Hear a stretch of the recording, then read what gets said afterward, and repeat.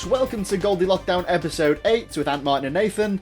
After the heavy episode of episode 7, we're actually going to use the footage that we found to use in the last episode but never got round to doing.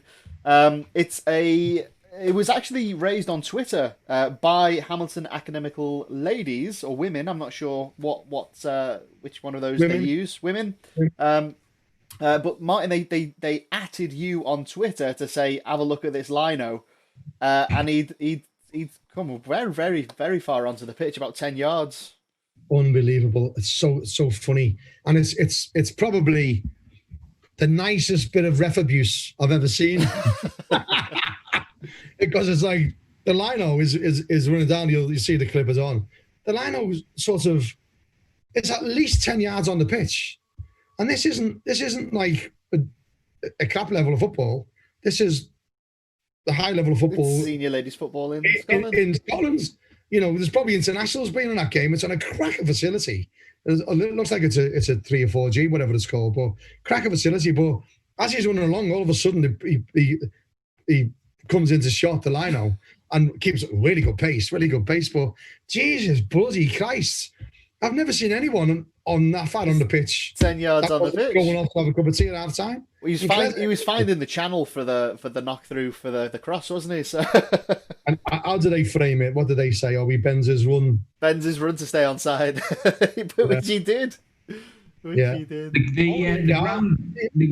ground it's played at is obviously the home of the men's team as well that play obviously within the Scottish Football League. It is New Douglas Park. And look what's just happened. As we're making this thing, What's this? they've just sent me the appointments of the referees. So we know exactly who these officials are as well. Because what I did is I messaged them, thanked them for saying, thanks for thinking of us. That's the power of ref support and our final whistle blog of what we're creating. But someone up there thought, you know what? I'm going to tag them. Tagged them. Now we know who the one of the ARs were, and let's try and get them on. Let's try and get them on. Let's do a little bit of social media stalking. See if we can track these officials down. Get them in.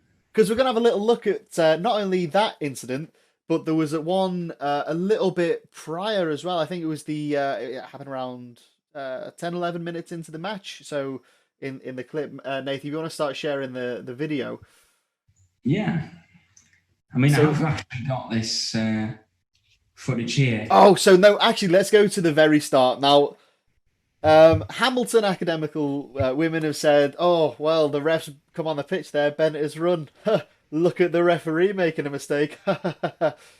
This match has kicked off, and it's been playing for about 30 seconds. So let's have a little look at the match so far. Between first and second. So yeah, this is the early play. This is the first. What's the score? Have you just kicked off? Well, they've just kicked off, so I assume it's 0-0. But if there was some sort of graphic, there it is. Oh, hold on a minute! What? They've not started the clock. What's going on here? Oh, wait. Is it going to start? We'll never know. And the rest of the game is actually still been playing. They're still going now because they haven't started the clock. Brilliant. Yes, I think it's a great point, though, isn't it, about refs that we might have all had a problem. I think we talked about it in the previous episode, didn't we, about forgetting the coin? But what about if we forget to start the watch? Well, listen, we've all done that, haven't we? We've all done that. And these are obviously, we looked at these social media. They are good. Hamilton Academical's women's social media, fair play. Yeah, your production value is brilliant. So absolute top draw. And what a great attitude to take the piss out of us in such a nice way. So happy days, but there's a little bit of stick back. Whoever's doing your TV work, tell them to start breathing properly. The attacker goes through onto the goalkeeper. Goalkeeper gathers it up. Camera focuses on the attacker, which is fine. In the background, we assume the goalkeeper is still holding on to the ball, looking to distribute it. Hands back, I assume it's being played now to the defender. The whistle gets blown, and no one's really sure what for. There's not a huge amount of protesting going on. Referee's gone over to the assistant at some point, comes back into the penalty area, gathers at the ball. He's given an indirect free kick for something. Well, I think he's definitely given an indirect free kick. Then he does his dribbling skills. Very nice referee. Oh, you had to. But listen, yeah, the point here is, what was this for? I don't. My first instinct was time wasting or something like that. But no, surely not. Was it a double touch? Like the keeper's dropped it, picked it up again. But that didn't seem right. So if you are the referee in this game, we are going to try and find you. But if you somehow watch this, or if anyone knows this, that would sound like I've got special skills. And I'll find you. Yeah, it sounded a bit like that. That is. Listen, I want to just come in there. So got them skills. How calm was that ref then? He knows he's going to be on Selly. Yeah, really calm. He did a really good job, and I think it was really great facilities. Happy days to amateur academicals here. Great TV stuff as well. Production. Happy days. But what about the behaviour of both players there? Yeah, those girls. No screaming, no surrounding. I think they just kind of. Imagine that. All the dollies getting thrown out of prams there in a men's game for that. What's going on? Yeah. And in fairness, the commentators, they never went over the top, did they? They never went over the top. They didn't give them loads. They wouldn't know what's going on there. Imagine those sort of people who do stuff on TV now. So look over your shoulder, men's football. If this is the sort of behaviour and positivity that's coming out of the game, they get in touch with us, take the piss out of us because of what the lino's doing. Referee does something there that we're not really sure what about. No grief. Nothing. Get on with it. Happy days. Yeah. Fair play to those girls in that game. Yeah, it is absolute. The behaviour is brilliant. That's the sort of thing that you watch and just wish was more prevalent through the game than the opposite, which unfortunately is prevalent through the game. It just looks good. Who wouldn't want a referee there? Yeah. Who wouldn't want a referee there? No wonder he's so keen to get on the pitch, that bleeding line out.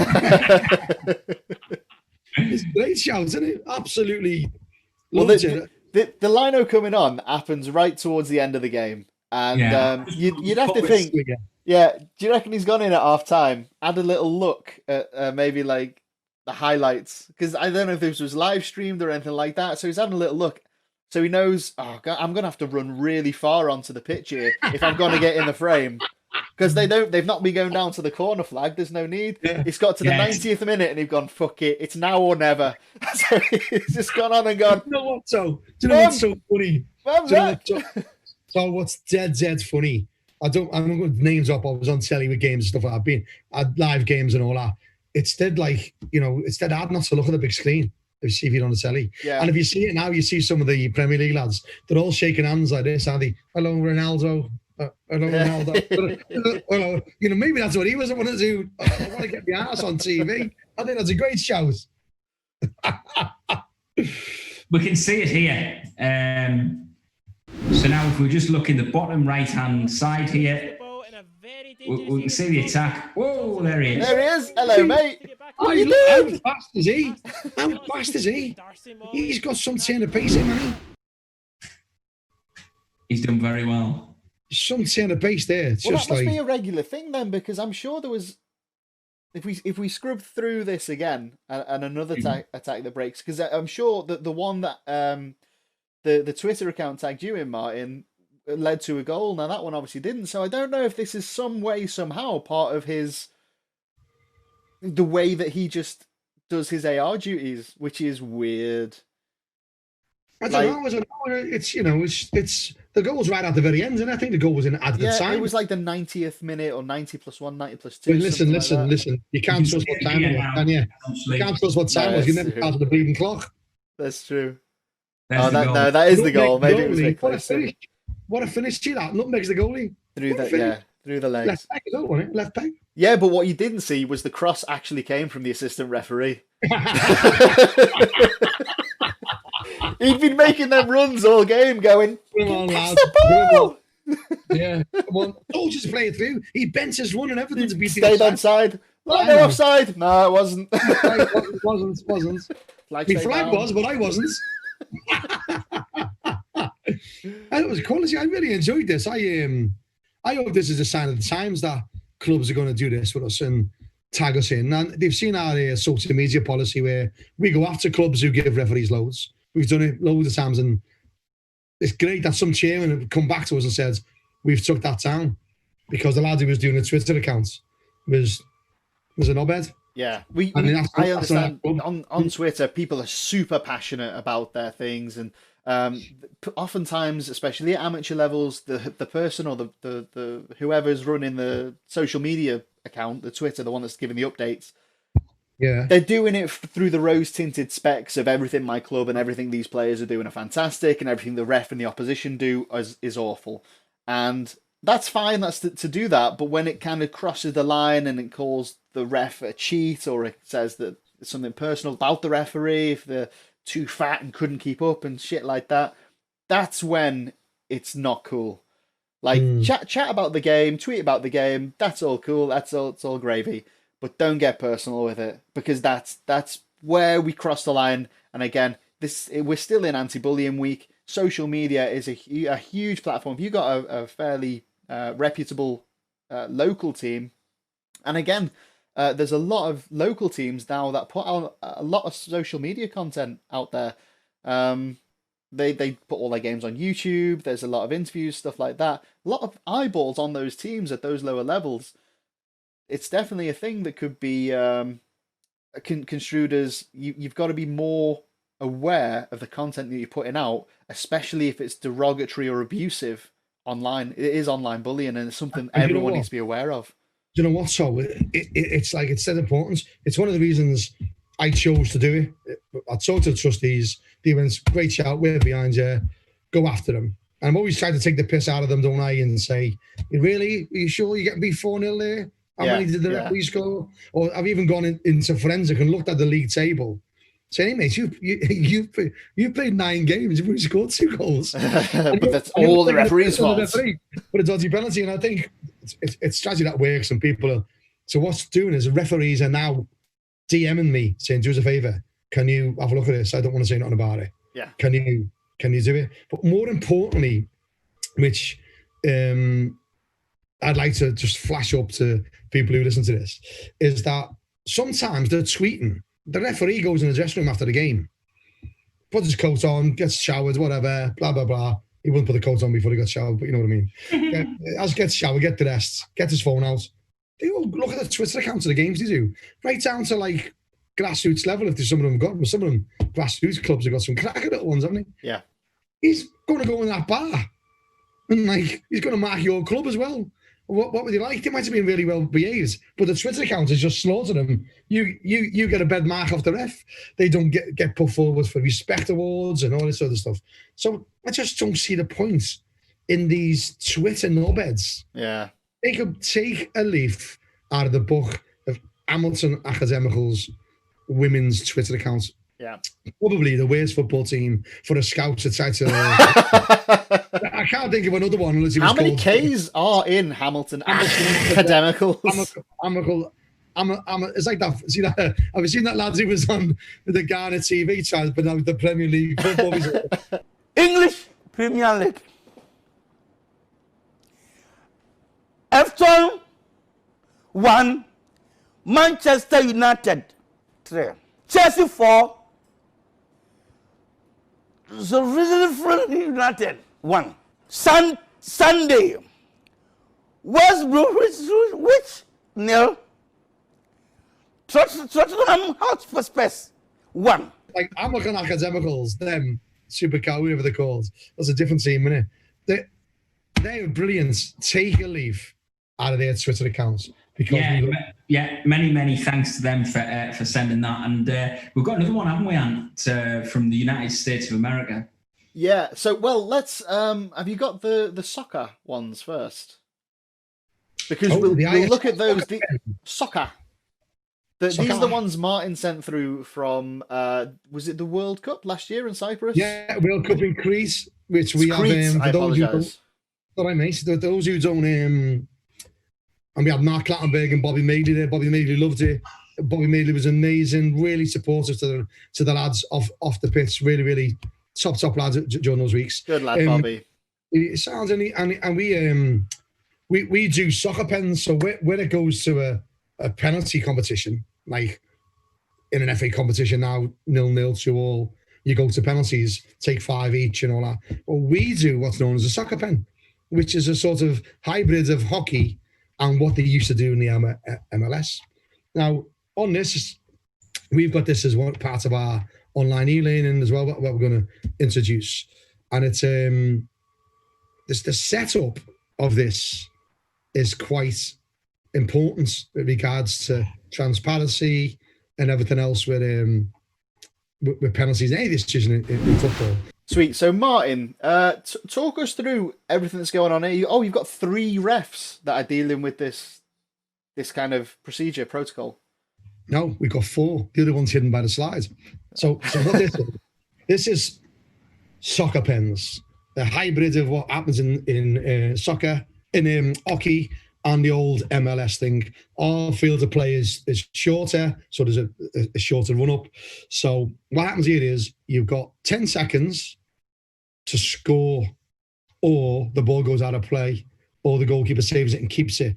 Now, if you remember in the MLS one, they would save it, and then that would be the end of it. Yeah. Ours is, it ends when the 10 seconds is up. So you could shoot and the goalie could save it. You could shoot again, goalie could save it. You could shoot again, score. It's a goal. Yeah. So, it's the game ends when it's out of play, it's a goal, or the 10 seconds is run out, or there's been a foul. That would normally be a foul, right, in the game itself. So here, what's really important here is, we referees get accused of waiting for, 90 minutes is up, but you wait a bit longer. Yeah. So the ball's on the halfway line, not on the penalty area, or someone's not one-on-one on a goalkeeper and you blow your 90 minutes. You did that because there was something wrong. So to prevent that happening, that this is a very clean 10 seconds. R1 is looking away from play. If you look at this, the reason he's looking that end is that we've got a big screen at one end when we build our stadiums for the ISF. So he can't see what's going on the screen either. He also takes out his headset, so none of the referees can talk to him. Now, again, that's just for transparency. We always make sure they can see it out. We put it over the back of his shoulder, and it shows through his grey kit or yellow kit particularly. These are our wonderful headsets that are sponsored by Awixie, the Dutch company. You can never really say that word properly, but I'm sure it'll flash up. Anthony put the box up there. I've got to clear out. A wonderful, wonderful supportive sponsor for the ISF and ref support. So he blows the whistle. He's not looking. He's not hearing the play starts. R2 is there as if there's a referee out there during the ordinary game. So he's looking for fouls. He's looking for handball outside the penalty area, a foul by the keeper, or a foul by the outfield player.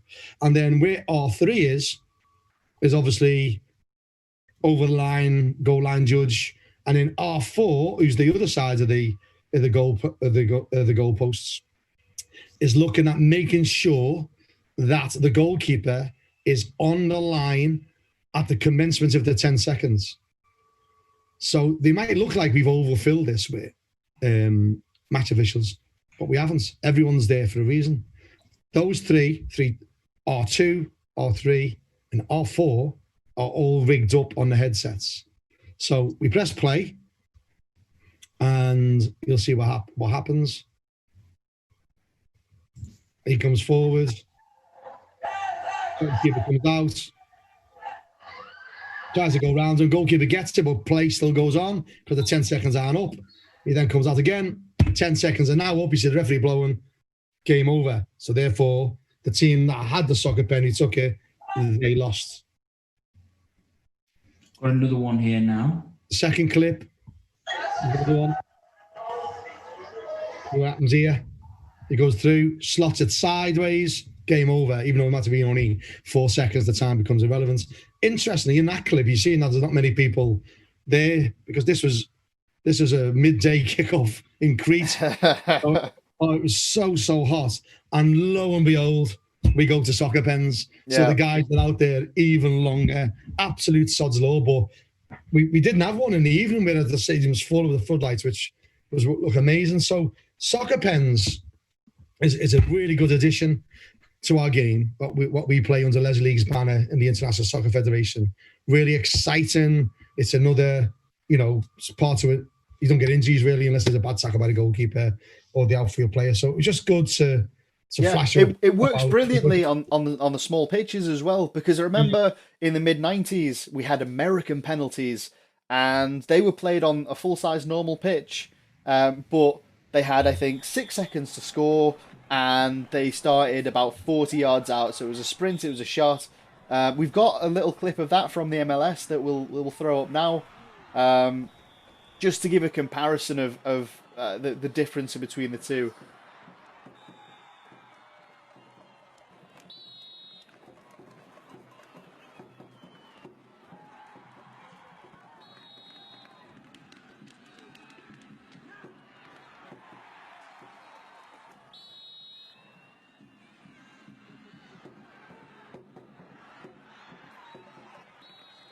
So there you go. That was the kind of evolution of penalties, I suppose. Obviously, America don't do that anymore, but it works in soccer.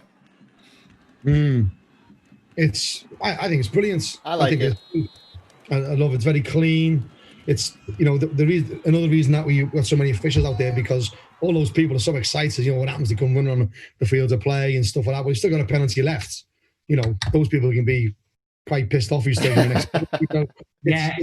Really exciting. And in the next World Cup, which should have been Mexico this year, but it's going to be now pushed back to the next, we've actually got a sponsor for that pen. So it'll be called a Soccer, place sponsor here, penalty. So they'll all around the boards, when that game's going on, so all the electronic boards, all you'll see is their logo, which is another income stream that we've done that we can give back to grow the game. So all really good. All really good. It's interesting because I've worked in a team and we've had that. And I did a cup final once. And obviously I was the referee and I was working with assistants. And once before I was ready, one team started celebrating. And there's one team massively celebrating behind me and it's all going off and there's big celebrations. And it took the resilience and the focus for me to literally stand there looking at my book, counting it back, thinking, I'm sure there's something not right here. And I was right, there was something not right here. So I've pulled it back and I've said, look, there's still one penalty to be taken here. And I've got it right. And when the person from the FA came and spoke to me after the game, he did say to me, very well done for getting that right. You might have found some animosity towards you had you made that mistake. Yeah, definitely cost the team a game potentially if you just gone, fuck it, penalties are over. Well, is the buffet on? Oh, brilliant. Can you have me battered Mars bar? Yeah. Anybody? Brilliant. Did you blow the final whistle? Did you do the No. I that was the thing. I was holding off blowing that whistle because I wanted to check. And then I pulled it back with a more of a attention whistle, so a little double attention whistle that you might give when, for example, throwing is going to be held so that you can make away or whatever. Yeah, something like that. And just said, look, you're going to have to come back. There's still another penalty to be taken here. So it was about just getting it right and just taking that moment. And I let them celebrate for about 10 seconds, maybe wrongly, but those 10 seconds were crucial for me to just double check and to make sure I'd got it right, which I'm really glad I did. Did the team that thought they won end up winning? Yes. Because that was in my mind. That's easy. And did the team that win, would they have any socks on their tape that was different colours of the socks? Martin. I heard there was. I heard about that incident. There was people wearing jewellery. There was people that had different coloured undergarments on from their shirts. I remember that. That was a big day. But was that lad who had the false leg and the real foot? and they had pink boots on, yellow boots on. Well, that was I heard the referee used a neon whistle. Don't wear it. Don't start on the different colour people. So anyway, Nate, I'm sure you had a good time. You did drop in that you had a good final there, didn't you? Yeah, I did drop that in, yeah. Close for really. Had a good final. Really. Really. Anyway, on that bombshell, with all the piss taken done and dusted, gentlemen, thanks very much.